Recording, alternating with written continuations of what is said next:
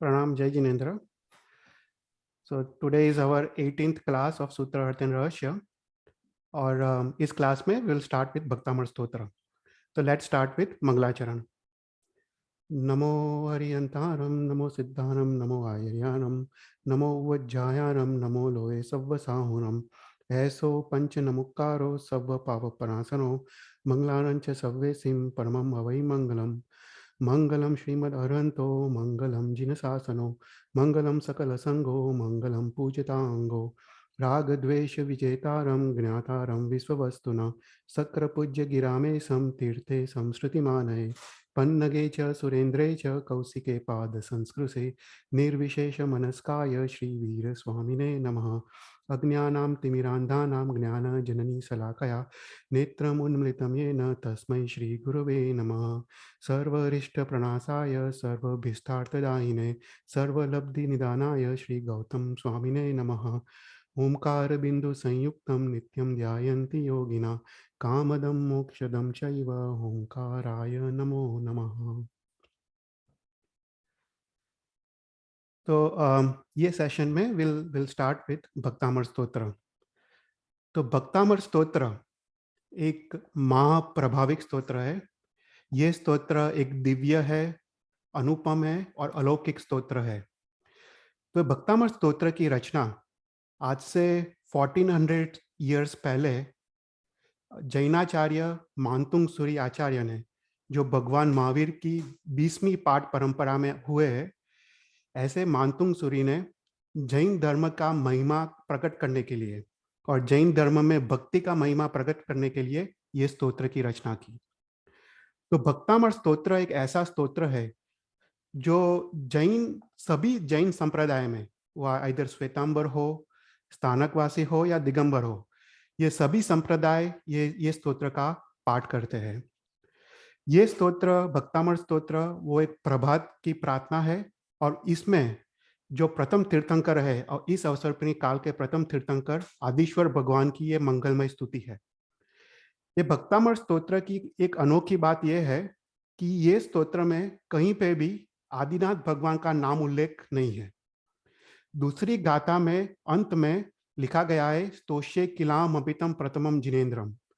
तो ये वाक्य से पता चलता है कि मानतुंग सूरी आचार्य ने आदिश्वर भगवान को संबोधन करते हुए ये स्तोत्र की रचना की है. तो भक्तामर स्तोत्र, भक्तामर शब्द दो शब्दों से बना हुआ है, भक्त और अमर. तो इसका अर्थ यह है कि जो भी जीव भक्ति भाव पूर्वक आदिश्वर भगवान के प्रति परम भक्ति रखकर अगर ये स्तोत्र का पठन करता है तो वो अमर पद की प्राप्ति करता है. तो अर्थात वो मोक्ष रूपी लक्ष्मी को प्राप्त करता है. तो ये अर्थ है भक्तामर का. इसलिए भक्तामर गिनते हुए हमको मोक्ष का लक्ष्य रखना चाहिए, तो हम भी मोक्ष रूपी लक्ष्मी को प्राप्त कर सकते हैं. तो ये स्तोत्र, before we start the meaning of this स्तोत्र, हम ये क्लास में हम देखेंगे कि इसकी बैक स्टोरी क्या है, कि ये स्तोत्र की रचना कैसे हुई, उस समय का माहौल कैसा था. और एक अद्भुत स्टोरी है इसके पीछे पंडित मयूर भट्ट और पंडित बाण भट्ट के बीच, जो हम काफी डिटेल में ये क्लास में देखेंगे. और हम देखेंगे कि ये स्तोत्र की रचना कैसे हुई. तो प्रातः काल का समय था. मारवा प्रांत की धारा नगरी में आज आनंद का वातावरण था. धारा नगरी के राजा भोज का आज जन्म दिवस था और इसी कारण नगरजनों में अपूर्व हर्ष और उल्लास था. महाराज भोज की राजसभा में पंडितों, विद्वानों, कलाकारों से शोभती थी. महाराज भोज एक कलाप्रिय और विद्वान राजा थे. कलाकारों का उचित सम्मान करते थे और उचित उपहार भी देते थे. और इसी कारण दूसरे प्रांत के विद्वानों और कलाकारों का विशेष आना जाना रहता था. महाराज भोज के महामंत्री मती सागर वो जिन शासन के चुस्त आराधक थे. आज धारा नगरी को शृंगारा गया था. राजमार्ग के दोनों ओर विविध पुष्पों और रंग बेरंगी कुंडों से सजाया गया था. घर घर में हर व्यक्ति के ने खुद की शक्ति के अनुसार कीमती तोरण बांधे हुए थे. धारा नगरी के प्रत्येक कर्मचारी राज्य के प्रति वफादार थे और व्यवहार में कुशल थे। उनके राज्य के प्रति भक्ति अपूर्व थी और अगाध थी। महाराज भोज के प्रत्येक शब्द पर उनके कर्मचारी अपनी सर्वशक्ति खर्च करने के लिए तैयार थे। धारा नगरी ने लोग उत्साहित थे। नगरजन सुशोभित वस्त्र पहन के आनंद उमंग से नाच रहे थे। मंदिरों में पूजन का आयोजन किया गया था। गरीब को वस्त्र, अन्न और द्रव्य का दान दिया गया था और उसके कारण गरीबों का हृदय संतोष और हर्ष था। धारा नगरी में अनेक वैभवशाली श्रेष्ठियों, सार्थवा, विद्वानों, पंडितों और कलाकारों का वसवाट था। नगरी में एक जिनेश्वर देव का भव्य मंदिर था और वहां पे नगरी में अनेक सुंदर शिव मंदिर भी थे। महाराज भोज के समय में राज्य सुख समृद्धि अपार थी। महाराज भोज की राजगादी पर उनके पहले उनके पिता सिंधुल थे और उसके पहले सिंधुल के बड़े भाई मुंज थे। राजा भोज की कवि गोष्ठी अपूर्व थी और राज्यसभा में विद्वानों और पंडितों का बहुमान मिलता था। महाराज भोज खुद विद्या प्रेमी थे और खुद एक श्रेष्ठ कवि भी थे। महाराज भोज के जन्मदिन के निमित्त पे आज राजसभा का आयोजन किया गया था। नगरी के लोग एकत्रित हुए थे। राजसभा के भव्य खंड में देश परदेश से काफी लोग एकत्र थे। राजा भोज ने सिंहासन पर बैठक ग्रहण की। उसके बाद सर्व सभाजन ने खुद का आसन ग्रहण किया। उसके बाद महामंत्री मती सागर अपने आसन पर खड़े हुए और बोले, आज महाराज भोज का जन्म दिवस है। उनके शासन में प्रजा सुखी और समृद्ध है। महाराज भोज की सभा में विद्वानों, पंडितों और कलाकारों का आदर मिलता है। अपने सभा में अनेक कवि विराजमान है। कवि कालिदास, कवि बाण भट्ट, कवि मयूर भट्ट जैसे रत्नों से ये राजसभा शोभ रही है। महाराज भोज की राजसभा का गुणगान अन्य राज्यों में भी होता है। दूसरे देश के राजा महाराज भोज की राजसभा देखने के लिए आते हैं। अनेक बार पंडितों के बीच वाद, शास्त्र पर चर्चा आदि का आयोजन किया जाता है। महाराज भोज खुद भी एक श्रेष्ठ कवि है। आज जन्मदिन के निमित्त पर कामसेना का नृत्य का आयोजन किया गया है। नर्तकी कामसेना नृत्य कला में पारंगत है। नर्तकी कामसेना के अंगों अंग पर कला का वास है। राज्य के नगरजन कामसेना का नृत्य देखने के लिए उमट पड़े हैं। नृत्य मंच पर नर्तकी कामसेना के वयोवृद्ध गुरु पद्मनाभ आए और बोले, हमारे प्रजावत्सल विद्या प्रेमी महाराज भोज का आज जन्म दिवस है। इस प्रसंग पर महाराज भोज दीर्घायु बने, दीर्घायु तक प्रजा का प्रेम और आदर उनको मिलता रहे, वही शुभ और मंगल कामना मैं व्यक्त करता हूँ। नृत्यांगना कामसेना नृत्य मंच पर श्वेत वस्त्र धारण कर विराजी थी। कंध पर मोती की माला शोभ रही थी। रूप की साम्राज्ञी कामसेना श्वेत वस्त्र में सुंदर दिख रही थी और अपने दीर्घ केश उसने मुक्त कर दिए थे। उसके हाथ में वीणा थी और ऐसा लग रहा था कि साक्षात सरस्वती देवी हो। कामसेना का कंठ मधुर था।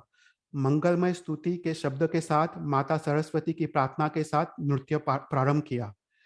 कामसेना ने श्रृंगार प्रधान नृत्य प्रस्तुत किया। कामसेना ने विविध नृत्य मुद्राएं रजू की। प्रेक्षक कामसेना की कला से मुग्ध हो गए। सभा मंडप में प्रसन्नता छा गई। सर्व प्रेक्षक गण धन्य धन्य के नारे पुकारने लगा। नृत्य पूर्ण होने पर महाराज भोज ने नर्तकी कामसेना को उपहार में अमूल्य रत्नों का हार और पात्रों में सुवर्ण मुद्राएं और वस्त्र दिए। कामसेना ने यह स्वीकार किया। महाराज भोज के प्रीति पात्र पंडित मयूर भट्ट भी आज के प्रसंग में उपस्थित थे। मयूर भट्ट शास्त्राभ्यासी, चौथ विद्या में पारंगत और श्रेष्ठ कवि भी थे। मयूर भट्ट की युवान पुत्री भी शास्त्र की जानकार थी। मयूर भट्ट ने अपनी पुत्री का विवाह बाण भट्ट नामक पंडित के साथ कराया गया था। बाण भट्ट एक संस्कृत के महापंडित थे और महाकवि भी थे। मयूर भट्ट और बाण भट्ट ससुर जमाई थे और दोनों महाराज भोज के प्रिय थे और राजसभा में उचित स्थान पे थे। मयूर भट्ट और बाण भट्ट ने नृत्य कार्यक्रम देखा और साथ में वो बाहर निकले अपने अपने घर जाने के लिए। तब मयूर भट्ट ने कहा, नर्तकी कामसेना का नृत्य अद्भुत था, पर अगर उसमें काव्य रचना जोड़ दी जाती तो यह नृत्य और भी अद्भुत होता। बाण भट्ट ने कहा, नहीं, काव्य रचना के बिना ही ये नृत्य अद्भुत था। मैं आपकी बात से सहमत नहीं हूँ। ऐसे दोनों के बीच छोटी छोटी बात पे बोलना हो जाता था। विद्या के बाबत में दोनों के बीच भारी ईर्ष्या थी। दोनों अपने अपने घर पहुंचे। बाण भट्ट ने अपनी पत्नी से कहा, प्रिय, तुम आज राजसभा में क्यों नहीं आई? कामसेना का नृत्य श्रेष्ठ था। तब उसने बोला कि सुबह से मेरी तबीयत अच्छी नहीं थी, स्वास्थ्य बिगड़ा हुआ था और मैं वैद्य के पास गई, पर वैद्यनाथ भी अवेलेबल नहीं थे, वैद्यनाथ भी राज्यसभा में थे। पर अभी मैंने कुछ आराम कर दिया है, इसके कारण मुझे अभी ठीक लग रहा है।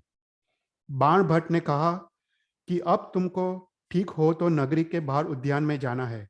वहां पे भोजन और जन्म महोत्सव का आयोजन किया गया है। बाण भट्ट और उसकी पत्नी तैयार होकर नगरी के बाहर उद्यान में पहुंचे। उद्यान में नगर जन उमड़ पड़े थे। नगरी के आगेवान, पंडित, विद्वानों, श्रेष्ठियों वहां पे उपस्थित थे। उद्यान में एक सिंहासन रखा गया था। महाराज भोज भी उद्यान में पहुंचे। लोगों ने महाराज भोज का जय जयकार किया और महाराज भोज ने सिंहासन पर बैठक ग्रहण की। महामंत्री मती सागर ने अपने आसन पर खड़े होकर कहा कि सभा सभा का अभिवादन किया और कवियों, पंडितों और अपनी अपनी रचना प्रस्तुत की। कवि मयूर भट्ट और बाण भट्ट ने भी अपनी रचना प्रस्तुत की और अंत में कवि कालिदास ने मंगल श्लोक कहे। उसके बाद नगरी की स्त्रियों ने नृत्य किया। सर्वत्र आनंद का वातावरण था और यह उत्सव संध्या तक चला। मयूर भट्ट और बाण भट्ट के बीच ईर्ष्या की खाई पड़ी हुई थी और वह ईर्ष्या इतनी गाढ़ थी कि वह मिटने का असंभव लग रहा था। यह बात महाराज भोज को भी पता थी। उसमें एक दिन ऐसा हुआ कि महाराज भोज की राजसभा भरी हुई थी और पंडितों द्वारा श्रेष्ठ रचनाएं रजू हो रही थी। महाराज भोज शांत चित्त से रचनाओं का आस्वाद ले रहे थे। पंडित मयूर भट्ट ने अपनी काव्यात्मक रचना प्रस्तुत करी। राजा भोज प्रसन्न हुए और खुशहाली व्यक्त करी। बाण भट्ट से यह सहन न हुआ और बाण भट्ट ने मयूर भट्ट की रचनाओं में रहे हुए दोषों का वर्णन किया। मयूर भट्ट और बाण भट्ट के बीच विवाद उत्पन्न हुआ। महाराज भोज ने दोनों को शांत किया और कहा, पंडितों, तुम दोनों राजरत्न हो।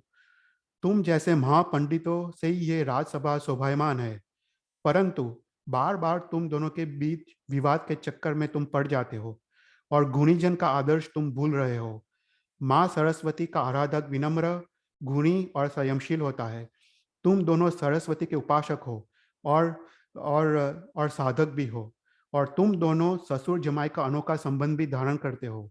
आप दोनों राज्यसभा के आभूषण हो, पर सामान्य बात पे विवाद पर तुम उतर जाते रहो और यह बात राज्यसभा के लिए अशोभनीय है। महाराज भोज की ये शब्दों से राज्यसभा स्तब्ध हो गई। राजा भोज खुद एक श्रेष्ठ कवि और विद्वान थे। महाराज भोज ने कहा, हे पंडित, तुम दोनों कश्मीर प्रदेश जाओ, वहां पे शारदा देवी के मंदिर में जाओ, वहां शारदा देवी को प्रसन्न करो और शारदा देवी जिसको अधिक मानेगी वो श्रेष्ठ पंडित होगा। महाराज भोज के दोनों को कश्मीर जाने की आदेश दिया। दोनों ने मस्तक झुकाया और आज्ञा को स्वीकार किया। कश्मीर उस समय विद्या का धाम था। प्राचीन साहित्य में कश्मीर शारदा देश के नाम से प्रसिद्ध था और विद्या की लिपि को शारदा लिपि कही जाती थी। कश्मीर में माता सरस्वती का एक विद्यापीठ था जिसका नाम शारदा मंदिर था। महाराज भोज ने दोनों को कश्मीर जाने की आज्ञा दी क्योंकि उनकी भावना थी कि दोनों के बीच जो ईर्ष्या है वो नष्ट हो जाए। कश्मीर का शारदा मंदिर भारतवर्ष में प्रसिद्ध था। कश्मीर में अनेक विद्वानों शास्त्र अभ्यास के लिए वहां पे आते थे। वहां पे एक एक विद्वान एक एक से चढ़ियाते थे। मयूर भट्ट और भाण भट्ट ने महाराज को नमन किया और कहा कि कल सुबह ही हम कश्मीर के लिए प्रस्थान होंगे। महाराज ने मार्ग में कठिनाई न हो इसके लिए दोनों को उत्तम अश्व दिए। दोनों अपने अपने घर चले गए। बाण भट्ट ने अपनी पत्नी को कहा, मैं और तुम्हारे पिताजी कल प्रातः काल कश्मीर प्रदेश के लिए प्रस्थान करेंगे। आज राज्यसभा में पिताजी के साथ विवाद हो गया और महाराज भोज ने हम दोनों को कश्मीर जाने, शारदा मंदिर जाने की आज्ञा दी। पत्नी ने कहा, कश्मीर तो बहुत दूर है और आपको प्रवास का अनुभव भी नहीं है, आप कैसे जाओगे? प्रिय, तुम चिंता मत करो, हम दोनों कश्मीर जाके शीघ्र ही लौट आएंगे। राजा की आज्ञा का पालन ही हमारा उचित कर्तव्य है।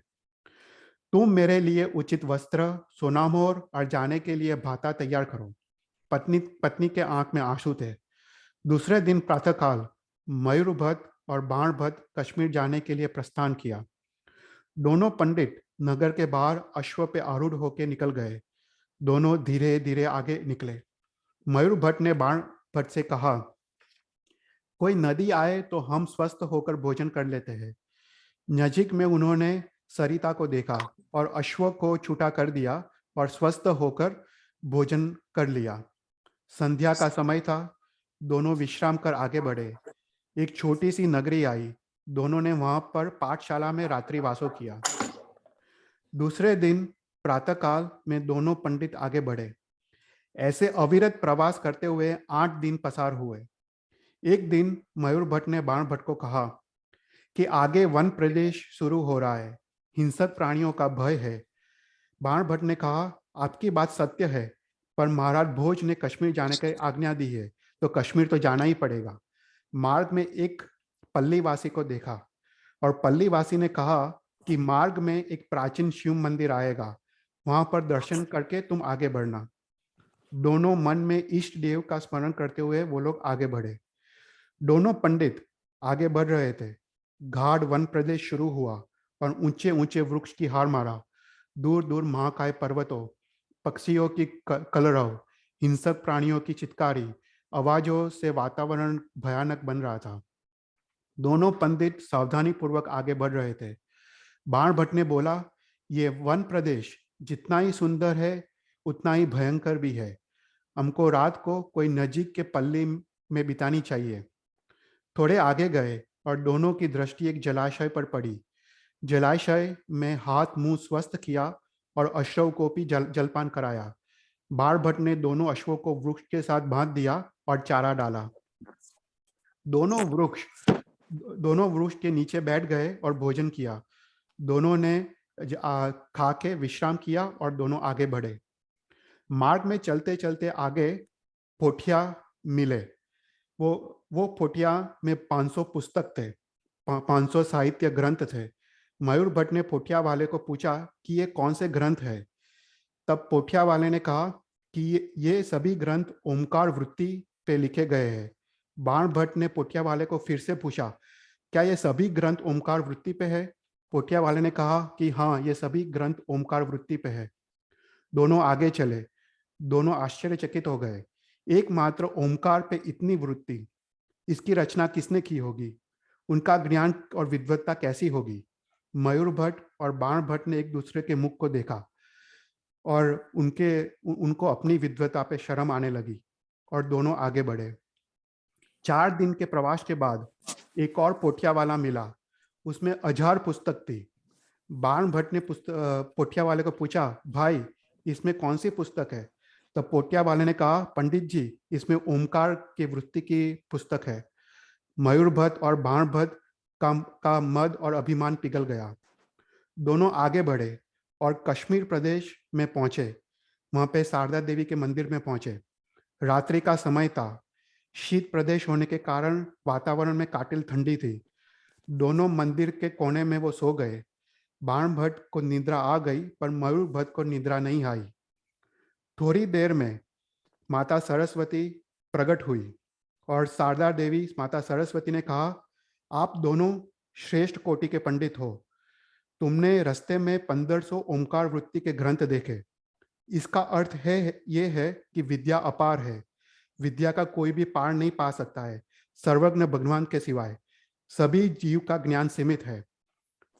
मैं बड़ा पंडित हूं, ऐसा गर्व किसी को भी करना नहीं चाहिए। विद्या का गुमान मन में धारण नहीं करना चाहिए। तुम दोनों उत्तम कोटि के पंडित हो। गर्व और ईर्ष्या के कारण तुम दोनों के बीच विवाद होता रहता है। ऐसा होना उचित नहीं है। तुम दोनों गर्व और ईर्ष्या का त्याग करो। दोनों ज्ञान की आराधना करो और उसमें ही तुम दोनों का कल्याण और मंगल है। दोनों ने शारदा देवी की बात को सुना और शारदा देवी अदृश्य हो गई।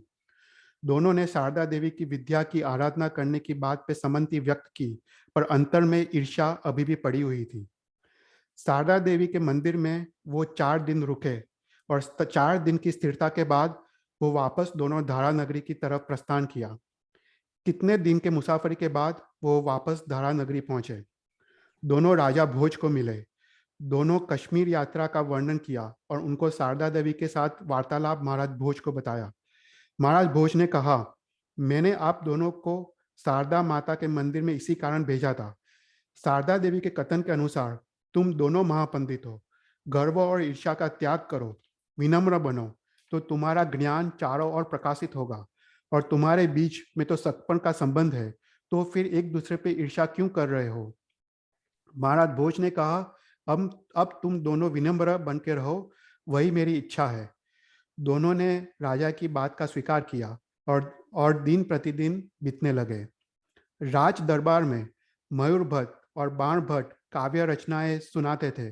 दोनों के बीच अभी भी विवाद हो रहा था। राजा भोज मानते थे कि अभी दोनों के बीच परिवर्तन नहीं आएगा और समझाने का प्रयत्न भी उन्होंने छोड़ दिया।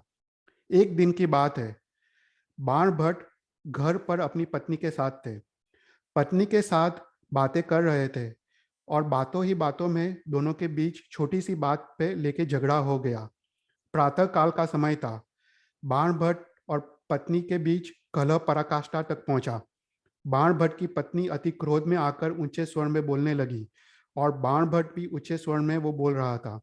आवाज नीचे मार्ग पर चलने वाले नगरजन को सुनाई दे रहा था। दोनों के बीच कलह वहां से पसार होने वाले मयूर भट्ट ने सुना और वहां पे वो मयूर भट्ट खड़े हो गए सुनने के लिए। तब बाण भट्ट ने कहा, हे प्रिय, यह यह मेरी ही गलती है। मैंने तेरे पे जो आरोप रखा है वो गलत है। मेरे अपराध को तू क्षमा कर, तू क्रोध छोड़ दे। परंतु पत्नी पत्नी का क्रोध शांत हो ऐसा लग नहीं रहा था और आवेश में आके पत्नी ने बाण भट्ट के मस्तक पर प्रहार किया। तब बाण भट्ट ने कुछ पंक्तियों की रचना की और कहा, हे प्रिय, रात्रि अब समाप्त हो गई है और चंद्रमा कांति बिना हो गया है और दीपक भी निद्राधीन है। अब तुम क्रोध को त्याग करो। इस संसार में क्रोध तो तब तक होता है तब तक अपराधी क्षमा नहीं मांगता। मैंने तो आपको प्रणाम किया है, तो मान क्यों छोड़ नहीं रही हो। मुझे लगता है कि तेरा हृदय भी कठिन हो गया है। मयूर भट्ट ने बाण भट्ट के ये शब्दों को सुना और नीचे से कहा, बाण भट्ट, तेरे शब्द सुंदर है, परंतु तुमने शब्दों का प्रयोग उचित नहीं किया है। तुमने अपनी पत्नी को प्रिय करके संबोधित किया है। तुमने बार बार क्षमा मांगी है, पर जो स्त्री अपना स्वभाव बदलती नहीं है वो चंडी है, अर्थात चंडाल है। पत्नी ने अपने पिताजी के मुख से यह शब्द सुने और उसको चिंता हो गई कि मेरी गुप्त बातें पिताजी को पता चल गई। यह उचित नहीं है। उसने गुस्से से आकर पिताजी को श्राप दिया कि आपका शरीर कोढ़ रोग से ग्रस्त हो जाएगा। पत्नी एक पतिव्रता और शीलवंत स्त्री थी। उसके शब्दों का पिताजी को असर हुआ और मयूर भट्ट का पूरा शरीर कोढ़ रोग से ग्रस्त हो गया। मयूर भट्ट ने कहा, पुत्री, ये तुमने क्या कर दिया कि मुझे कोढ़ रोग दे दिया। पुत्री ने बोला, पिताजी, आप शिक्षा के पात्र है, तुमने हमारी गुप्त बातें सुनी। बाण भट्ट को भी लगा कि पत्नी कितनी पवित्रता और शीलवंत है और पत्नी कितनी पवित्र है। मयूर भट्ट अपना शरीर छुपा के अपने घर गए। सोचा कि यह शरीर के साथ राजमहल जाना उचित नहीं है। 15 दिन तक मयूर भट्ट राजसभा में उपस्थित नहीं रहे। तब राजा भोज ने बाण भट्ट को पूछा। तब बाण भट्ट ने अलग अलग कारण बता के मयूर भट्ट की निंदा की। एक दिन राजसभा भरी हुई थी। महाराज भोज राज सिंहासन पर विराजमान थे और राजसभा में विद्वानों और पंडितों अपनी अपनी रचना रजू कर रहे थे। तब मयूर भट्ट ने अपना शरीर ढांक के राजसभा में आए और राजा का जय जयकार किया। तब बाण भट्ट ने कहा कि इसको कोढ़ रोग हुआ है, इसलिए शरीर को ढांका हुआ है।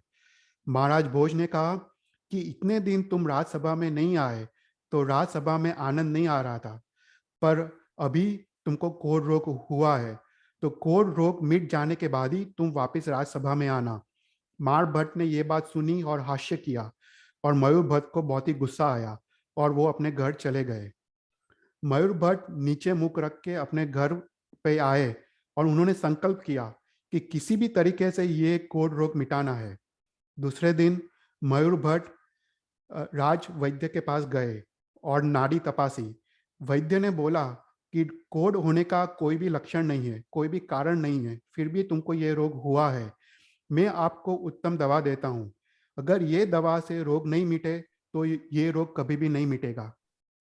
मयूर भट्ट ने ये दवा 1 महीने तक की, पर उनको रोग मिटा नहीं और मयूर भट्ट घबरा गए। मयूर भट्ट सूर्य नारायण के उपासक थे। उन्होंने सूर्य नारायण देव की उपासना की और सूर्य नारायण देव की भक्ति की। उन्होंने 100 गाथा की सूर्य नारायण स्तोत्र की रचना की और सूर्य नारायण देव प्रकट हुए और मयूर भट्ट को कोढ़ रोग से मुक्त किया। यह स्तोत्र आज भी उपलब्ध है, जो सूर्य शतक या मयूर शतक नाम से प्रसिद्ध है।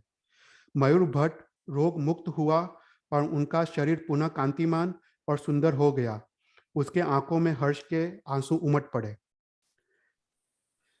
तो यहाँ पे ना जो ये सूर्य शतक या मयूर शतक की जो रचना की है, वो हिस्टोरिकली ये जो प्रदेश है वो औरंगाबाद बिहार डिस्ट्रिक्ट में है। और ये जो मंदिर है वो सूर्य मंदिर है, वो दियो सूर्य मंदिर के नाम से प्रसिद्ध है। और ये मंदिर में ये मयूर भट्ट ने ये सूर्य शतक स्तोत्र की 100 गाथा की रचना की और अपना कोढ़ रोग मिटाया। और सूर्य शतक आज भी अवेलेबल है, तुम उसको उसको तुम देख सकते हो। पर ये जो मंदिर है, ये मंदिर में आज से 1400 साल पहले ये सूर्य शतक नाम की रचना की गई थी। दूसरे दिन मयूर भट्ट प्रातः काल में राजसभा में पहुंचे। मयूर भट्ट ने उचित आसन ग्रहण किया। बाण भट्ट की दृष्टि मयूर भट्ट पर पड़ी।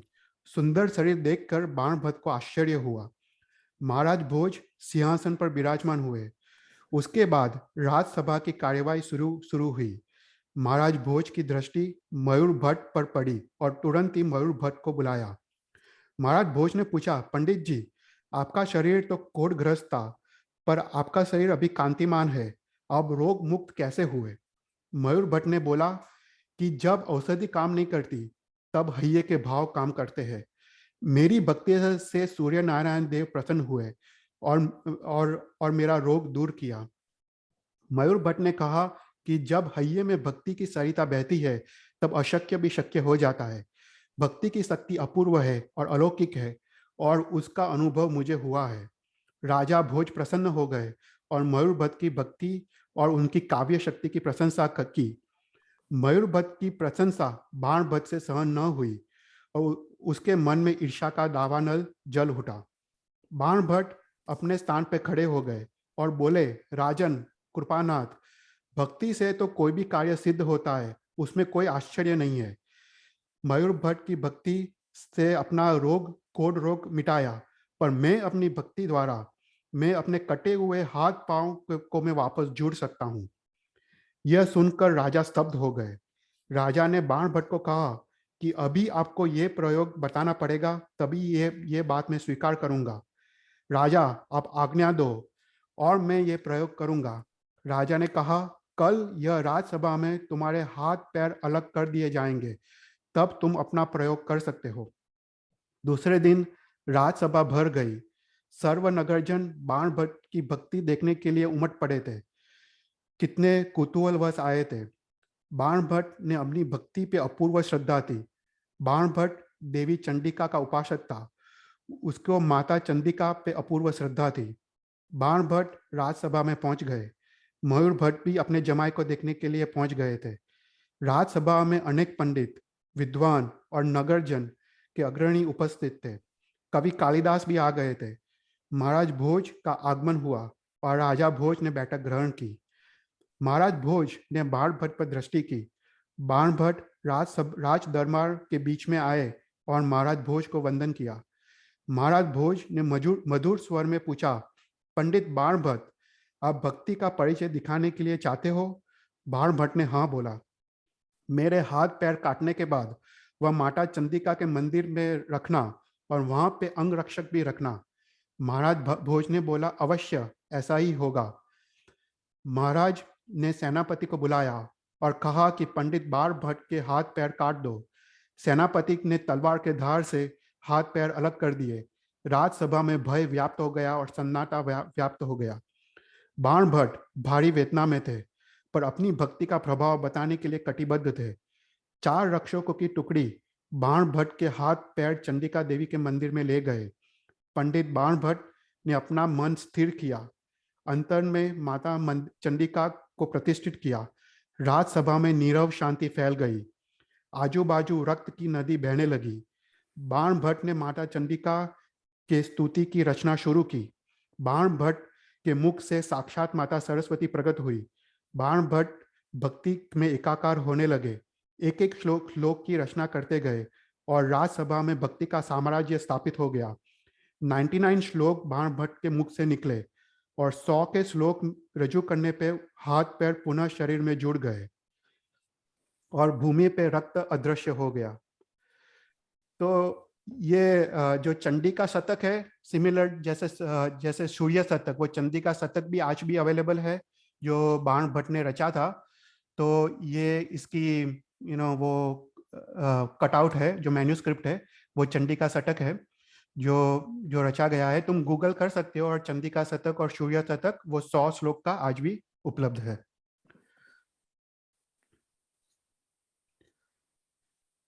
महाराज भोज राजसभा में बाण भट्ट का जय जयकार करने लगे। बाण भट्ट की भक्ति से मां चंडिका प्रसन्न हुई और भक्त की मनोकामना पूर्ण की। थोड़ी देर में बाण भट्ट की एकाग्रता टूटी और देखा कि दोनों हाथ पैर जुड़ गए हैं। उन्होंने फिर से माता चंडिका को मनोमन भावपूर्वक वंदन किया। राजसभा में भक्ति का प्रभाव अलौकिक है, अनुपम है, ऐसा लोग बात करने लगे। यह स्तोत्र को चंडिका शतक नाम रखा गया, जो आज भी प्रसिद्ध है। राजा और समस्त प्रजाजन बाण भट्ट की भक्ति को जय जयकार करने लगे। राजा भोज को लगा कि उनकी राजसभा में एक एक से एक चढ़ियाते रत्न है। पंडित मयूर भट्ट बाण भट्ट ने भक्ति द्वारा सिद्धि को हासिल किया। क्या अन्य में ऐसी कोई ताकत है? राजा भोज ने विद्वानों को संबोधित करके हुए कहा, राजा भोज कहीं नहीं, प्लीज म्यूट करो। राजा भोज ने विद्वानों को संबोधित करते हुए कहा कि यह सब प्रत्यक्ष देखने के बाद मेरे मन में एक प्रश्न उठता है, क्या ऐसी अमाप शक्ति और भक्ति की शक्ति का कोई और धारण करता है? महाराज भोज को प्रश्न सुनने के बाद विद्वानों और पंडितों शांत हो गए। तब एक सभाजन ने कहा कि इस संसार में रत्नों की क्या कमी है? इस नगरी के बाहर कल जैनाचार्य मानतुंग सूरी पधारे हैं। महामंत्री जैन शासन के परम भक्त थे।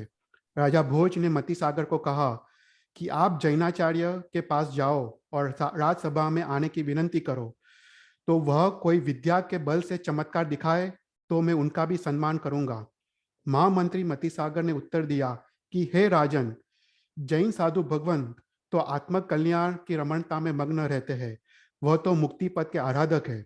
जैनाचार्य मानतुंग सूरी दयालु है, वह सभी जीवों के प्रति करुणा धारण करते हैं। फिर भी आपकी इच्छा हो तो मैं उनसे पूछूंगा। राजा भोज ने महामंत्री की बात को स्वीकार किया। भगवान महावीर की 20वीं पाद पे विराजमान भारतवर्ष के एक महाज्ञानी और महासमर्थ आचार्य थे। ये मानतुंग सूरी भगवान महावीर के 20वीं 20th पाद परंपरा में थे। एक क्वेश्चन यहाँ पे पूछता हूँ, किसी को पता है कि 19th पाद पे कौन थे? मानतुंग सूरी भगवान महावीर के 20th पाद परंपरा में आए, तो 19th पे कौन थे? हमने ये बात आगे के क्लास में देखी थी, किसी को याद हो तो? અમે ક્લાસમાં તો લીધો પણ ચોપડીમાં લખ્યું છે કે માનદેવ સુરી. राइट, मानदेव सूरी, जिसने लघु शांति स्तोत्र की रचना की। तो लघु शांति स्तोत्र की रचना, हमने जब लघु शांति का अर्थ देखा था, उसमें मानदेव सूरी 19th पाद पे विराजमान थे। तो ये मानतुंग सूरी मानदेव सूरी के शिष्य थे, मतलब डायरेक्ट शिष्य नहीं थे, पर उनकी पाठ परंपरा में उनके शिष्य थे। तो सोचो, एक एक से एक चढ़ियाते आचार्य, 19 पाद पे मानदेव सूरी, जिसने लघु शांति की स्तोत्र की रचना की, जिसको स्वयं शांति देवी, जो निर्वाणी देवी है, कल्याणी देवी है, वो स्वयं आके जिसको वंदन करती थी, ऐसे मानदेव सूरी थे। उनकी पाठ पराग पे आए हुए मानतुंग सूरी थे।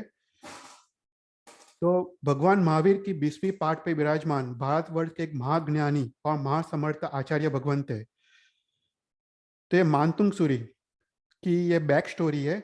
वाराणसी नगरी में हर्षदेव नाम के राजा थे। वो राज्य करते थे। राजा हर्षदेव प्रजावात्सल्य, न्यायप्रिय और धर्मानुरागी राजवी थे। वाराणसी नगरी में धनदेव नाम का श्रेष्ठी निवास करता था। धनदेव अति समृद्ध और सुखी थे। उनका मानतुंग नाम का पुत्र था। मानतुंग के हइये में छोटी सी उम्र में संसार के प्रति वैराग्य था। सुख समृद्धि के बीच रहे हुए मानतुंग का अंतर्मन परम सुख पाने के लिए व्याकुल था। एक दिन नगरी में दिगंबराचार्य चारुकीर्ति महाराज पधारे। आचार्य चारुकीर्ति के उपदेश से मानतुंग ने शिष्यत्व स्वीकार किया और प्रवज्ञा ग्रहण की। मानतुंग ने महाकीर्ति नाम धारण किया। वह आत्मकल्याण की साधना करने लगे। थोड़े काल के विहार के बाद महाकीर्ति महाराज वाराणसी नगरी में पहुंचे। एक बार मुनि महाकीर्ति गोचरी के लिए अपने संसारी बनेवी लक्ष्मीधर के घर पहुंचे। लक्ष्मीधर श्वेतांबर थे। अपना मुख स्वस्थ करने के लिए उन्होंने महाकीर्ति ने अपने अपने जो पात्रा है उसमें से जल निकाला। उस जल में समूर्चिम जीव थे और वो समूर्चिम जीव होने का लक्ष्मीधर श्रावक को पता चला। लक्ष्मीधर ने महाराज को बोला, मुनिराज, व्रत में दया ही धर्म का सार है। उन्होंने मुनिराज को श्वेतांबर दीक्षा ग्रहण करने का अनुरोध किया। उसके बाद मानतुंग सूरी जो महाकीर्ति थे उनको ये बात उचित लगी और उन्होंने श्वेतांबराचार्य जीन सिंह के पास दीक्षा ग्रहण की। मुनि मानतुंग ने खुद शास्त्र अभ्यास किया और काल क्रम से उनको सूरी पद पे विभूषित किया गया। वह आचार्य मानतुंग सूरी के नाम से प्रसिद्ध हुए। प्रखर विद्वान आध्यात्म योगी श्री मानतुंग सूरी धारा नगरी के बाहर उद्यान में पधारे थे। नगरजनों को ये बात जानकर नगरजन दर्शन के लिए उमड़ पड़े थे। महामंत्री मतिसागर अपने परिवार के साथ दूसरे दिन आचार्य के वंदन के लिए पहुंचे। आत्मचिंतन में डूबे हुए आचार्य मानतुंग सूरी का प्रभाव अपूर्व था। महामंत्री मतिसागर तथा उनका परिवार आचार्य मानतुंग सूरी को भाव भरी वंदन किया। महामंत्री ने कहा, भगवंत, कुछ धर्म बोध दो। उस समय अनेक धर्मी जन उद्यान में उपस्थित थे। थोड़ी देर में आचार्य भगवंत ने मधुर स्वर और गंभीर स्वर में धर्मबोध दिया। हे धर्मी जन, ये संसार असार है। संसार के राग से आराधना करने वाले को मुक्ति का मार्ग प्राप्त नहीं होता है। वितरागता की आराधना से विराग की अनुभूति मिलती है। राग की साधना से भौतिक सुख मिलता है और विराग की साधना से आध्यात्मिक सुख मिलता है। भौतिक सुख मुखजड़ समान है, उसमें सुख नहीं है पर सुखाभास है। क्षणिक सुख के आभास में जिस आध्यात्मिक सुख और अनंत सुख मिलता है। त्याग के बिना आध्यात्मिक सुख क्या ये शाश्वत सुख मिलता नहीं है। सुख और दुख दोनों मानवी की एक भ्रमणा है। एक चीज जिसके लिए सुख रूप है वही चीज दूसरे के लिए दुख रूप है। तो इस राग और विराग का सत्य अगर समझ में आए तभी मानवी आत्मकल्याण की साधना कर मुक्ति की उपासना कर सकता है। आचार्य मानतुंग सूरी ने भाववाही वाणी में आत्मकल्याण साधने के लिए मंगलमय भाषा में सर्व को बोध दिया। महामंत्री ने आचार्य भगवंत को वंदन कर प्रार्थना की, हे भगवंत, यहाँ के महाराज भोज बुद्धिमान है, विद्वान है और तेजस्वी है, परंतु वह जैन धर्म के बारे में अज्ञान है। इसके कारण राज दरबार में पंडितों और विद्वानों जैन धर्म की टीका करते रहते हैं और महामंत्री ने बाण भट्ट और मयूर भट्ट के भक्ति का प्रभाव की बात की और महाराज भोज को राजसभा का आमंत्रण की बात की। महामंत्री ने कहा, हे भगवंत, आज राजसभा में पधारो तो जैन धर्म के की प्रभावना होगी और महाराज भोज को जैन धर्म के प्रति श्रद्धा और आदर भाव उत्पन्न होगा। आचार्य मानतुंग सूरी ने थोड़ी देर विचार किया और करने के बाद बोला, मैं जरूर राजसभा में आऊंगा और महाराज भोज को जिनशासन का परिचय कराऊंगा। महामंत्री जैनाचार्य के उत्तर सुनकर आनंद हुआ और स्वस्थान पर चले गए। उस दिन संध्या काल में महामंत्री मतिसागर राजभवन पहुंचे। महाराज भोज प्रतीक्षा खंड में विराजे थे। महामंत्री ने राजा भोज को कहा, हे कृपानाथ, आचार्य भगवंत ने मेरी विनंती को स्वीकार किया है। वो कल सुबह राजसभा में पधारेंगे। दूसरे दिन प्रथम प्रहर में मतिसागर जैनाचार्य के पास पहुंचे। जैनाचार्य अशोक वृक्ष के नीचे बैठे हुए थे। महामंत्री ने आचार्य भगवंत को वंदन किया और आचार्य भगवंत को लेके उद्यान के बाहर पहुंचे। राजसभा में मयूर भट्ट, बाण भट्ट, कवि कालिदास सहित अनेक पंडित और विद्वानों उपस्थित थे। महाराज भोज के उपस्थिति में राज्य की कार्रवाई शुरू चल रही थी। राजा भोज ने सभाजनों को कहा, सभाजन, आज धारा नगरी के राजसभा में जैनाचार्य मानतुंग सूरी पधारने वाले हैं। उसी समय महामंत्री और जैनाचार्य ने राजसभा में प्रवेश किया। राजा भोज अपने आसन पे खड़े हो गए और आचार्य भगवान को वंदन किया। तब आचार्य भगवान ने राजा भोज को आशीर्वाद दिया। और जहाँ पे वो प्रवेश करते हैं मानतुंग सूरी, तो तहाँ पे ये श्लोक की रचना करते हैं, जताशाली गणेशाचार्य शंकर संकराकृत युगादिश श्रियं कुर्याद विलस सर्वमंगल। तो वो जब प्रवेश करते राजमहल में, तब ये श्लोक की मानतुंग सूरी रचना करते हैं। इसका अर्थ है कि मस्तक पर जटा को धारण करने वाले, गंधर्वों से पूजित, सर्व जीव के कल्याण करने वाले, मुक्ति से युक्त, सर्व मंगल का विस्तार करने वाले ऐसे श्री आदिनाथ प्रभु आपका कल्याण करे। राजसभा में सर्वत्र शांति छा गई। मयूर भट्ट, बाण भट्ट, कवि कालिदास आदि विद्वान शांति से अपनी अपनी बैठक पे विराजे थे। सबकी दृष्टि आचार्य भगवंत पर स्थिर थी। धार नगरी की राजसभा समग्र भारतवर्ष में दर्शनीय थी। राजा भोज ने आचार्य को कहा, आप कुछ बोध दो। आचार्य भगवंत ने धर्म प्रेरक प्रवचन दिया। उन्होंने बोला, हे राजन, 4 गति में मनुष्य गति सर्वश्रेष्ठ है। देव गति को भी श्रेष्ठ नहीं कहा जाता है। उसका कारण यह है कि इतने सुख के बीच देव गति में रहने के कारण आत्मा जन्म जरा मृत्यु पे विजय प्राप्त करने का पुरुषार्थ के लिए वो तैयार नहीं होता है। मानव भव भी ऐसा भव है जिसमें कर्म निजरा का पुरुषार्थ कर सकते हैं। हे राजन, मृत्यु तो अनिवार्य है, निश्चित है, परंतु मृत्यु के वक्त समाधि रखने के लिए धर्म श्रद्धा और अपनी भावधारा को उत्तरोत्तर विशुद्ध बनना अनिवार्य है। आचार्य भगवंत ने धर्म प्रेरक प्रवचन दिया। राजा भोज ने कहा, आचार्य भगवंत, आप तो ज्ञानी हो, तपस्वी हो, आप कुछ चमत्कार दिखाओ। आचार्य भगवंत ने हास्य किया और हास्य में बोला, हे राजन, ये संसार तो चमत्कारों से भरा हुआ है। पल में सुख है, पल में दुख है, क्या ये चमत्कार नहीं है? राजन ने कहा, भगवंत, आपकी बात तो सत्य है, परंतु मेरे कहने का भाव यह है कि ऐसा चमत्कार दिखाओ कि भक्ति द्वारा धर्म का प्रभाव देख सकते हैं। आचार्य ने प्रसन्न स्वर से कहा कि आदिनाथ भगवान का प्रभाव ऐसा है कि भक्ति भाव के साथ स्मरण करने पर देह पर के सारे बंधन टूट जाते हैं और कारागार की लोखंडी ताले भी टूट जाते हैं। राजा भोज ने कहा कि सर्व को यह प्रभाव बताने की कृपा करो। आचार्य भगवान के कथन अनुसार महाराज भोज ने लोखंड की बेड़ियों और ताले मंगाए और बेड़ियों और ताले के साथ उनका संपूर्ण देह को बांध दिया। इस प्रकार कुल 44 सांकर और 44 ताले लगाए और उनको संपूर्ण शरीर को जकड़ दिया गया। महामंत्री को पूर्ण विश्वास था कि आचार्य भगवान सर्व बंधन से मुक्त अपना देह कर लेंगे। आचार्य भगवान ने कहा कि अभी मुझे कारागार में बंद कर दो और कारागार के बाहर सख्त पहरा लगा दो। कारागार के अंधेरे खंड में आचार्य भगवान को रखने में आया और कारागार के बाहर भी लोखंड के दरवाजे थे और बाहर 30 सैनिकों का सख्त पहरा लगाया गया था। आचार्य श्री मानतुंग सूरी ने भाव विभोर होके कारागार में भक्तामर स्तोत्र की रचना शुरू की। भक्तामर परंत मौली मरी प्रभाणा। भक्ति भाव में आचार्य भगवंत ऐसे डूब गए कि आजू बाजू क्या हो रहा था उनको कोई भी ख्याल नहीं रहा।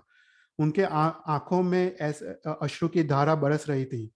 उस अश्रु में आदिश्वर भगवान के लिए अपार प्रेम की धारा उमड़ रही थी। आचार्य भगवंत ने भाव सबर स्तोत्र में भक्ति का ऐसा अतिशय था कि एक एक गाथा से एक एक सांकर और एक एक ताला टूटते गए। अंतकरण से करने में आने वाली भक्ति का प्रभाव अलौकिक और दिव्य है। एक एक के बाद एक एक गाथा की रचना वो करते गए और एक एक के बाद एक एक सांकर और ताला टूटता गया। आचार्य भगवान ने 43 गाथा की रचना की, तब मात्र हाथ के बंधन बाकी रहे। लोहे के द्वार खुल गए और हाथ के बंधनों के साथ कारागार से बाहर निकले, और लोहे के द्वार खुल गए और सभी सैनिक निद्राधीन हो गए। वह कारागार से राजसभा की तरफ चल के निकल पड़े। राजसभा के मुख्य द्वार पे आए। आचार्य मानतुंग सूरी आए और द्वार रक्षक ने महाराज भोज को संदेश दिया। महाराज भोज को आश्चर्य हुआ कि यह कैसे शक्य हुआ। राजा भोज कुछ सोचे उसके पहले आचार्य महाराज साहब ने राजसभा में प्रवेश किया। सभी सभाजन आसन पर से खड़े हो गए। आचार्य ने राजन को कहा, हे राजन, मैंने अपनी शक्ति का परिचय करवाया। अब आपकी सभा में ऐसा कोई विद्वान है, ऐसा कोई पंडित है जो अपनी भक्ति द्वारा, अपनी विद्या द्वारा मेरे हाथ में अंतिम बंधन को तोड़ पाए। राजा ने मयूर भट्ट और बाण भट्ट को विद्या का प्रयोग करने को कहा। प्रथम मयूर भट्ट आए। उन्होंने लगभग अर्ध घटिका तक प्रयत्न किया, परंतु वो निष्फल हुए। उसके बाद बाण भट्ट ने प्रयोग किया और वह भी निष्फल हुए। मयूर भट्ट और बाण भट्ट के सिवाय अन्य 4 पंडितों ने आचार्य जी के हाथ के बेड़ियों तोड़ने का प्रयत्न किया, पर वह भी असफल हुए। धार नगरी के पंडितों में खूब क्षोभ हुआ। राजा को भी हुआ कि मेरी राजसभा में ऐसा कोई विद्वान नहीं है जो आचार्य भगवंतों के बेड़ियों को तोड़ पाए। राजा भोज भी शोभित हुए। तब आचार्य श्री ने कहा, हे राजन, इस संसार में चमत्कार दिखाने वाले अनेक हैं, दूसरों को अपने कला द्वारा मुक्त करने वाले भी अनेक हैं। उनको अपनी विद्या पे अभिमान है और इसलिए अभिमान के कारण उनको सफलता मिलती नहीं है। जब तक नम्रता गुण आता नहीं है तब तक विद्या अधूरी है। आचार्य भगवंत ने ये कह के अंतिम श्लोक की रचना की।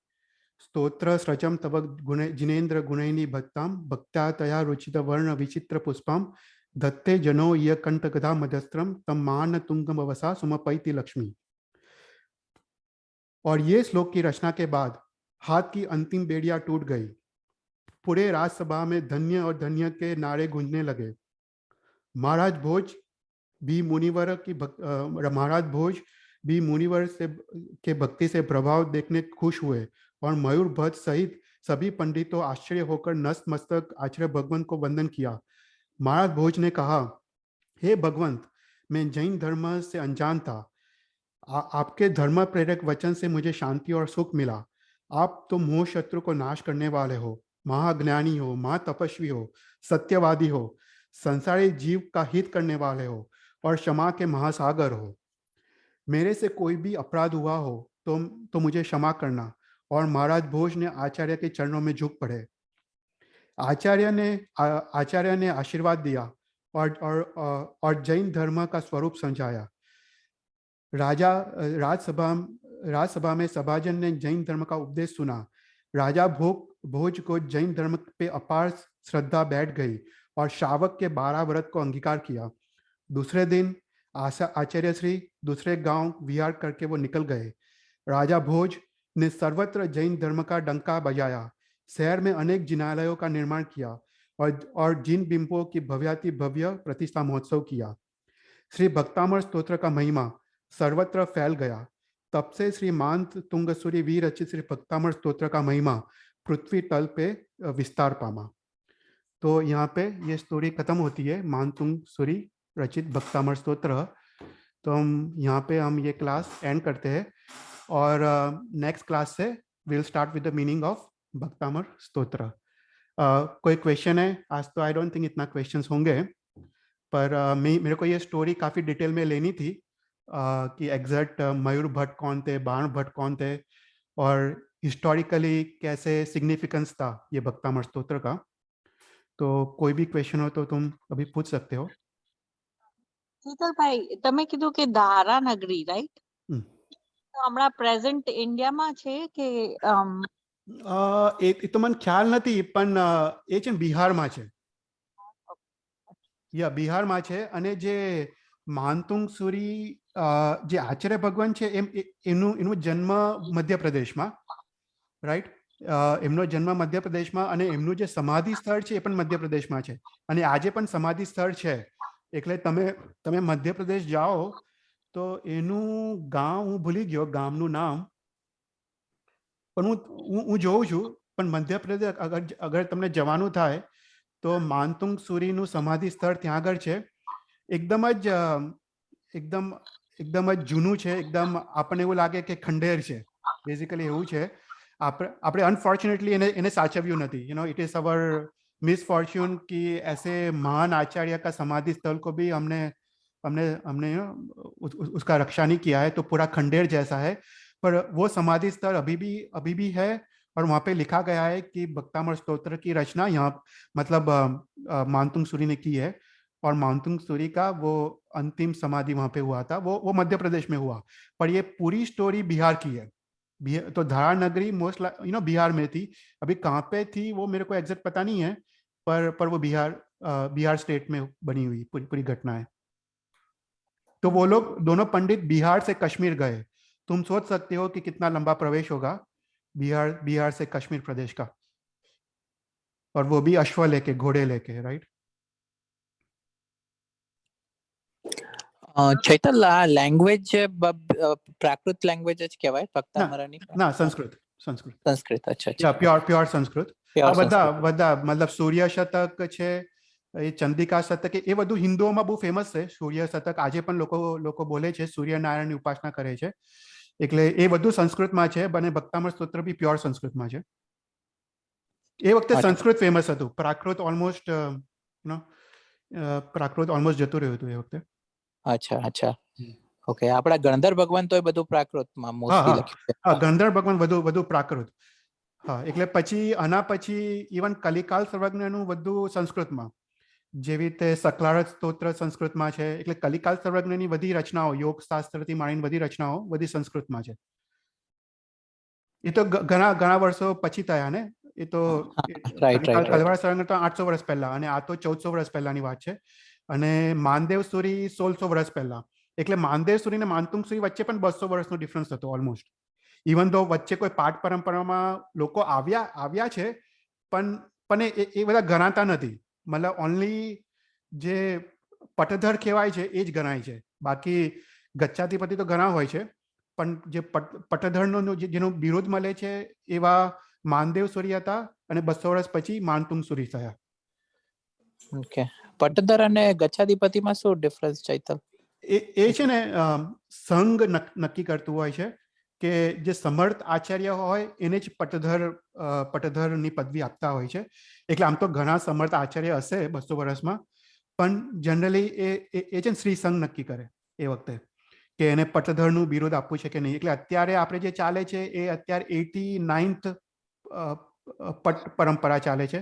એક અત્યારે જે રાજેન્દ્ર સુરી છે એ 89 પદ પરંપરામાં આવે છે. એના પહેલા જયઘોષ સૂરી હતા, એના પહેલા ભુવન ભાનુ, એના પહેલા પ્રેમ સૂરી, એના પહેલા દાન સૂરી, એના પહેલા લબ્ધિ સૂરી, એના પહેલા કમલ સૂરી, એના પહેલા વીર સૂરી, એના પહેલા આત્મારામ સૂરી, એના પહેલા બુટ્ટેરાયજી. એટલે એવી રીતે આખું તમને યાદ હોય તો અત્યારે 89th પાદ પરંપરા ચાલે છે. પણ અત્યારે શું છે કે ગચ્છાધિપતિને પટધર જેવું જ કહેવાય છે. એવું સેપરેટ પદવી નથી અત્યારે. પહેલા એ સેપરેટ પદવી હતી, પણ અત્યારે એ પદવી કોઈ આપતું નથી, કારણ કે હવે શ્રી સંઘે એકલો સમર્થ રહ્યો નથી, રાઈટ, કે ડિસાઈડ કરી શકે. એટલે હવે જે પણ ગચ્છાધિપતિ બને એ ડાયરેક્ટ પટધર જેવું જ થઈ જાય છે એમનું બિરુદ. અચ્છા. હજી એક હતું, જે માનતુંગ સુરી જે સ્વામીજી જે એમને ભક્તામૃત સ્તોત્રની, so he was in the jail when he did this? हाँ, ये है ना, पूरा अंधारा कारागार था. वो ना कारागार का भी डिस्क्रिप्शन आता है बुक में. मैंने इतना डिटेल में लिया नहीं, पर वो पूरा अंधारा था कि अपने हाथ में नहीं देख सकते थे. ऐसा अंधारा कारागार में रखा गया था.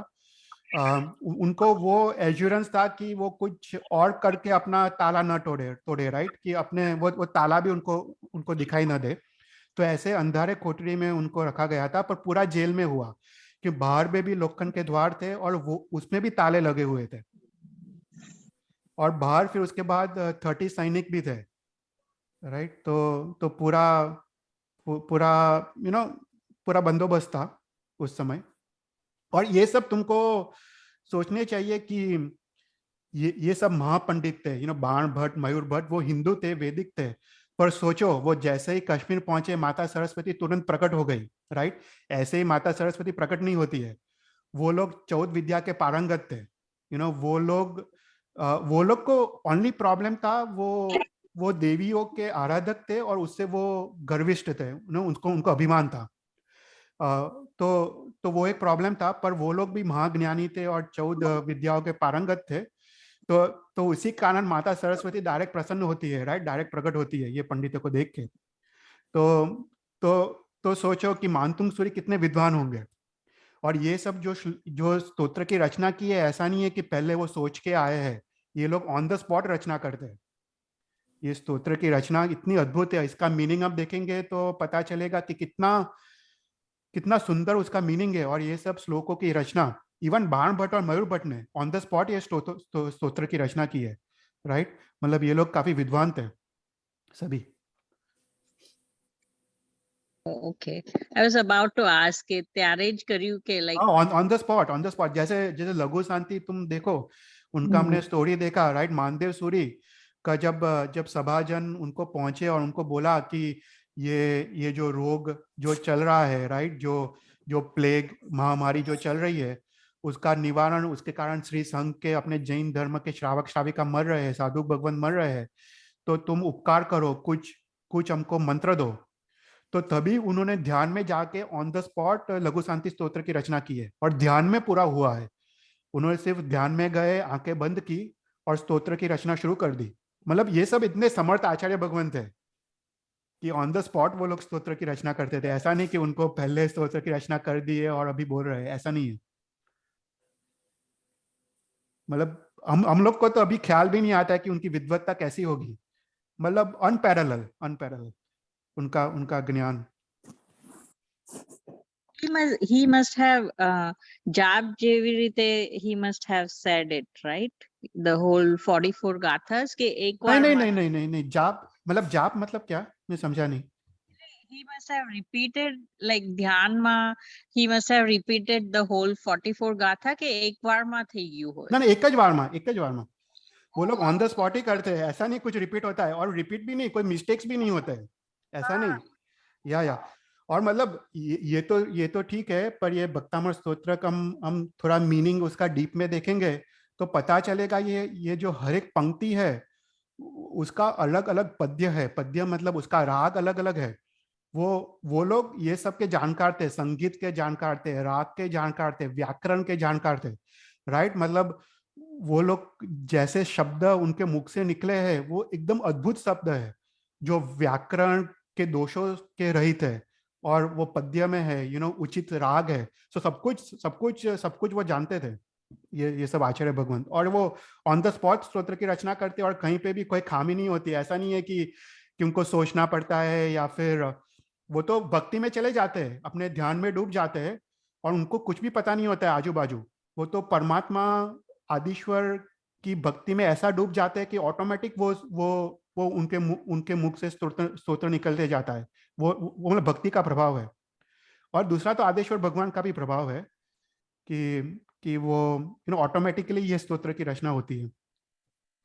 अपने वहां ना ये बात निकली है तो ना 4 प्रकार की भाषा होती है, और 4 प्रकार की, ये थोड़ा डीप टॉपिक है, पर उसमें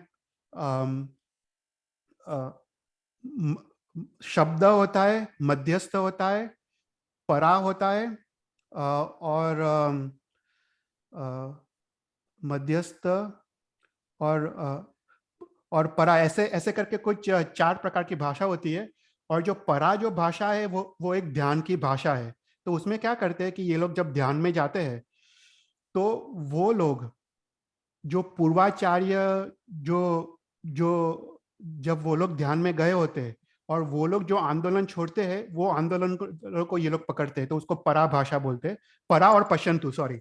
तो शब्द, मध्यस्थ, परा और पश्यन्तु, तो ये 4 भाषा है। कभी हम इस 4 भाषा के बारे में बात करेंगे, तो परा और पश्यंतु वो ध्यान की भाषा है, और उसमें वो लोग जब ध्यान में जाते हैं, they are able to catch this vibrations from environment, और दूसरे आचार्य के छोड़े हुए जो जो वाइब्रेशंस है वो पकड़ते हैं, और वो पकड़ के ये स्तोत्र की रचना करते हैं बेसिकली। तो उनसे उनको वो वाइब्रेशंस मिलते हैं और वो पावर मिलता है ध्यान में जाके, तो उसको परा और पश्यंतु बोलते हैं। तो इसलिए ध्यान ध्यान की शक्ति अमाप है, मतलब इट्स यू नो जो जो लोग ध्यान में जाते हैं वो लोग काफी कुछ कर सकते हैं। Yeah, that's true. And so I don't know if this question is right or not, but જે આપણે ગુણસ્થાન આપણે હોય ને, તો એમાં એક આપણે ઓલું પણ હોય છે,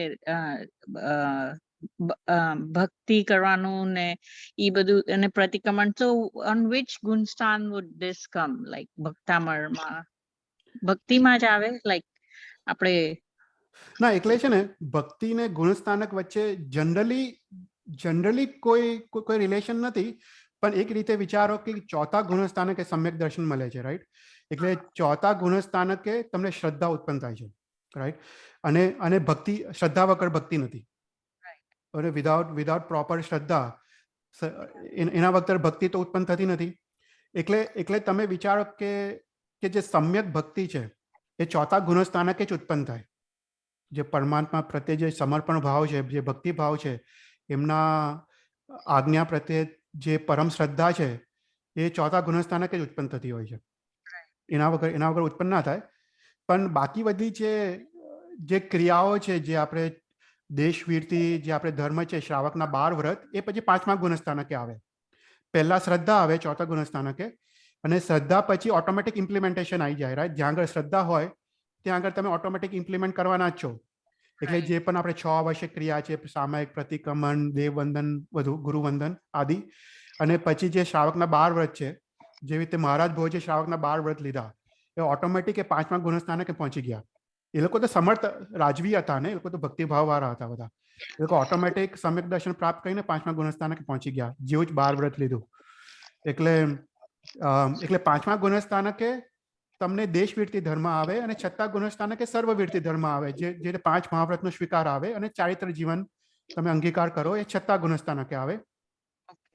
આપણે ભક્તામળ કરીએ, so that is like before fourth, like ના, એવું કશું નહીં. એ તો તમારા ગુણસ્થાનક પર આધાર છે. એટલે તમે પહેલા ગુણસ્થાનકે પણ ભક્તામળ કરો, પણ એમાં પહેલા ગુણસ્થાનકે શું હોય છે કે તમે ભક્તામળ કરો, પણ તમને એમાં સંસારિક વસ્તુની અપેક્ષા હોય, રાઈટ? તમને કશું સારું થાય તમારા જીવનમાં, તમારે પ્રશંસા મળે, પૈસા મળે, ગમે તે, રાઈટ? સ્વાસ્થ્ય મળે, ગમે તે મળે. તો એ રીતની અંદર અનકોન્શિયસ લેવલ પર પણ અપેક્ષા હોય છે પહેલા ગુણસ્થાનકે. કોન્શિયસ લેવલ પર ના હોય, કોન્શિયસલી તમે વિચારો કે મને મોક્ષ જ જોઈએ છે, પણ અનકોન્શિયસ લેવલ પર, તમારા અધ્યવસાયના લેવલ પર તમારે આવી રીતની સંસારિક અપેક્ષા હોય છે પહેલા ગુણસ્થાનકે. એટલે મિથ્યાત્વ ગુણસ્થાનક કહેવાય છે. પછી પહેલા પછી ડાયરેક્ટ ચોથું આવે છે, બીજું ત્રીજું તો આવતું નથી. એટલે પછી ચોથા ગુણસ્થાનકે જ્યારે શ્રદ્ધા પ્રગટે છે, અને પછી તમને જે 5 લક્ષણો પ્રગટે છે, સંવેગ, નિર્વેદ, આસ્તિક્ય, અનુકંપા આદિ, તો એ ચોથા ગુણસ્થાનકે પ્રગટે છે. અને ચોથા ગુણસ્થાનક તમે ભક્તામળ પછી કરો તો તમે પરમ ભક્તિ ભાવથી જ કરો, રાઈટ? પૂરા સમર્પણ ભાવથી જ કરો. એમાં તમને અપેક્ષા કોઈ હોતી નથી. ખાલી આદિશ્વર ભગવાન પ્રત્યે તમારે પ્રેમ હોય છે, એકલું પ્રીતિ રહે છે, પ્રીતિ ભાવ રહે છે, બાકી કશું રહેતું નથી એ વખતે ચોથા ગુણસ્થાનકે. એટલે આ બધું સેલ્ફ ઇવેલ્યુએટ કરવાનું છે કે તમે અંદર પણ કોઈ અપેક્ષા પડી છે કે અંદર પણ તમને મોક્ષ જ જોઈએ છે, રાઈટ? એ તમને સેલ્ફ ઇવેલ્યુએટ કરવાનું. Right. Yeah, I only asked because તમે કીધું ને મોક્ષ માર્ગ આગળ, like it helps you, that's why I was asking. ભક્તામળનો અર્થ જ મોક્ષની પ્રાપ્તિ છે, રાઈટ? ભક્ત અમર પદને પામે છે, ધેટ ઇઝ ભક્તામર. એટલે આપણે ભક્તામર ગણતી વખતે સંસારિક અપેક્ષા નહીં રાખવાની, આપણે મોક્ષની જ અપેક્ષા રાખવાની. એટલે લાસ્ટ લાઈનમાં કીધું છે, તુંગમ વસા સમપૈતિ લક્ષ્મી, એટલે લક્ષ્મી એટલે મોક્ષ લક્ષ્મી.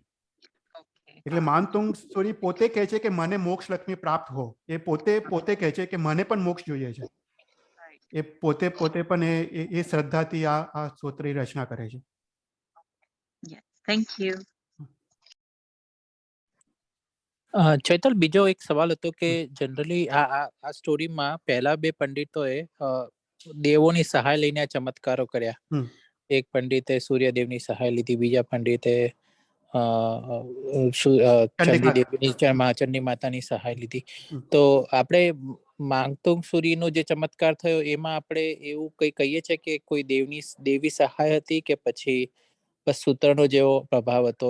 એ આપણે કોઈને એક્સપ્લેન કરવું, એટલે આપણે કઈ રીતે એ ચમત્કારને આપણે કઈ રીતે એક્સપ્લેન કરવાનો એ વસ્તુનો? એટલે બહુ સરસ ક્વેશ્ચન છે. એટલે છે ને જનરલી આવા બધા ઘટનામાં ચક્રેશ્વરી દેવી તો હજરાહજુર હોય જ. જ્યારે આ સ્તોત્રની રચના થતી હોય તો ચક્રેશ્વરી દેવી તો પોતે જે યક્ષિણી છે એ તો હજરાહજુર હોવાની જ છે, રાઈટ? પણ તમને એ વિચારવાનું કે આ બધા જે દેવદેવીઓ છે, જે સમ્યક દેવદેવીઓ, ચક્રેશ્વરી દેવી બધા સમ્યક દેવદેવીઓ, એ લોકો પણ આચાર્ય ભગવાનને વંદન કરતા હોય છે. એટલે આ આચાર્ય ભગવાનનું જે લેવલ હોય છે એ લેવલ કંઈ અલગ જ હોય છે. એટલે આ બાણ ભટ્ટ ને મયુર ભટ્ટમાં એવું નથી. એ લોકો તો દેવદેવીની આરાધના કરે છે, પણ ચંડિકા દેવી કશું કંઈ બાણ ભટ્ટ કે એની કંઈ વંદન કરતી નથી.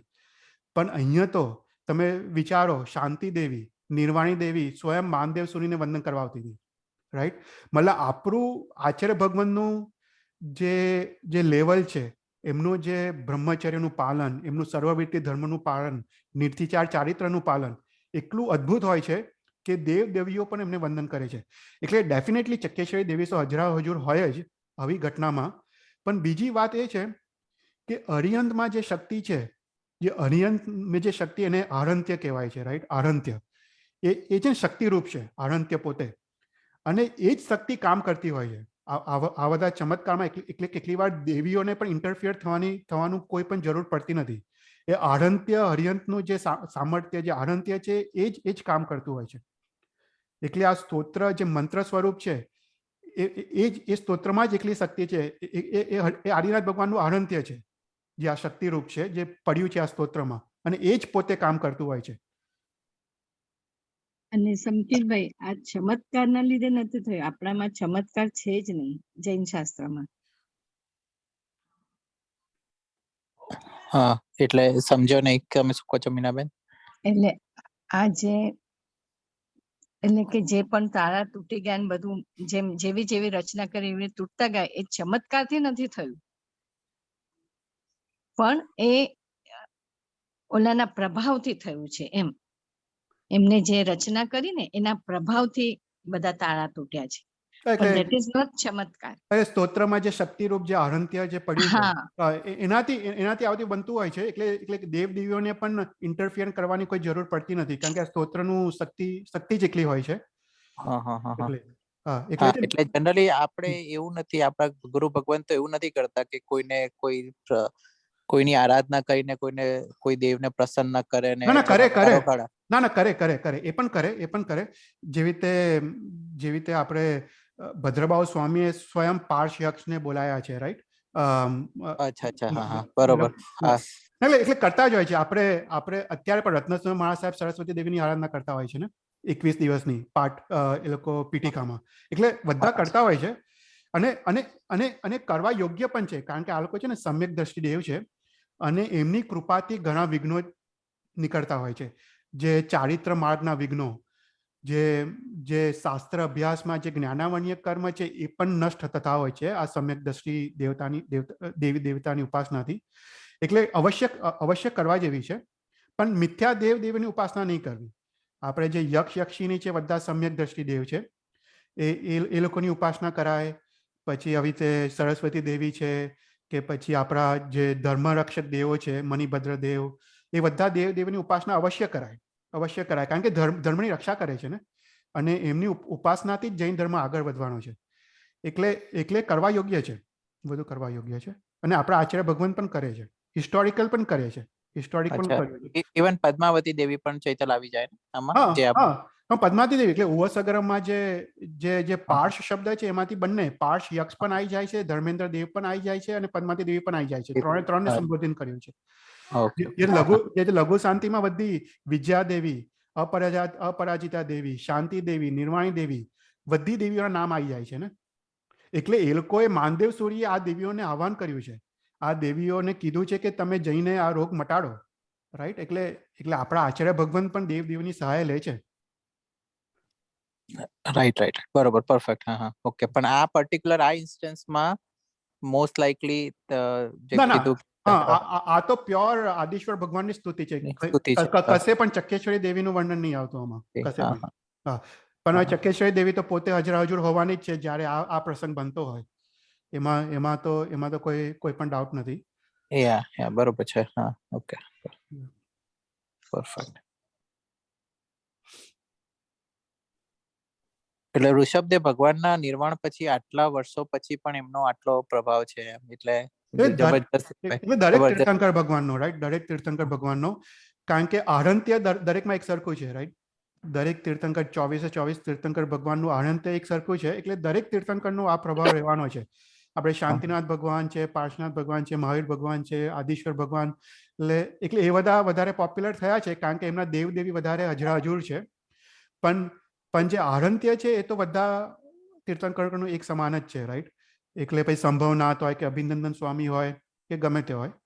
પણ આમાં શું છે કે 8, 4, 5 ભગવાનનું જે દેવ દેવીઓ વધારે હજરાજુર છે, મતલબ વધારે સહાય કરતા આવતા હોય છે. એટલે જનરલી એ લોકોની સ્તોત્રની રચના વધારે થઈ છે. શાંતિનાથ, પાર્શ્વનાથ, મહાવીર સ્વામી ને આદેશ્વર, ચૈતલ એવું કીધું. હા, અને ઇવન આપણે વિચારીએ તો મુનિશ્રોત સ્વામી પણ ખરા, નેમિનાથ ભગવાને ખરા. એટલે એ લોકોના પણ વધારે ઉપાસના થતી હોય, તમે વિચાર કરો તો. અને પછી વાસુપૂજ્ય સ્વામી લોકો કરતા હોય છે. એટલે એ બધા પણ જનરલી આપણે 5 ગણાય. એમાં 5માં આદિશ્વર ભગવાન આવી જાય. આદિશ્વર ભગવાન, પછી શાંતિનાથ ભગવાન, નેમિનાથ ભગવાન, મુનિશ્રોત આવી જાય. ના, પાર્શ્વનાથ અને મહાવીર, તો એ 4, એ 5 આવી જાય. પછી મુનિશ્રોત સ્વામી છે. પછી આપણે મલ્લીનાથનું તો એટલું નહીં, પણ બીજા કયા છે? વાસુપૂજ્ય સ્વામી લોકો આરાધના કરતા હોય છે. એટલે નેમિનાથ આવી ગયા ને? નહીં આવ્યા, એ 5માં આવી ગયા. આદિશ્વર ના, ચંદ્રપ્રભુની આરાધના કરતા હોય છે. એટલે જ્યોતિષ શાસ્ત્રના હિસાબે એ બધાની આરાધના થતી હોય છે.